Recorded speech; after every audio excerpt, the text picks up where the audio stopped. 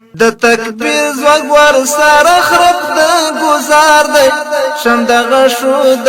اسود پوتر پار دی د یرموک په فضا خور د جنگ غبار دی در اصحاب زخمی پرات دي سوي زړونه د یرموک په فضا خور د جنگ غبار دی در اصحاب زخمی پرات دي سوي زړونه یو حارس ابن هشام بل اکرم دی بل سهیل دی د زړه سر د ربیع دی د اجل غشو وشتلی پسینه دی وچی شونډې رپوي تږي حلقونه د ژوند مرګ په کشمکش کې راحصار دی خدای مړه شول دی وڅاڅکي امیدوار دی غړوي د امید سترګې په لار دي د اجل تندي راوړي یرغلونه د خوای خدای رحیم دی هم رحمان دی په غازیانو په هر حال کې مهربان دی څه خوای خدای رحیم دی هم رحمان دی په غازیانو په هر حال کې مهربان دی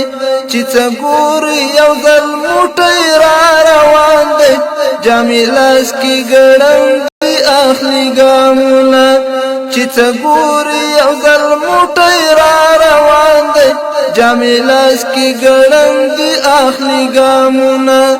اول جامع اکرامت کړو ور وړاندې هغه ویل حارس احق دی په ما باندې اول جامع اکرامت کړو ور وړاندې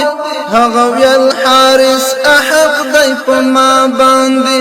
د حارس شونډې لوګی لکه د سپان دی اشاره کړي د سهیل واورئ آهونه د حارس شونډې لوګی لکه د سپان دی اشاره کړي د سهیل واورئ آهونه زلمی وړاندې شو سهیل ته په عجلته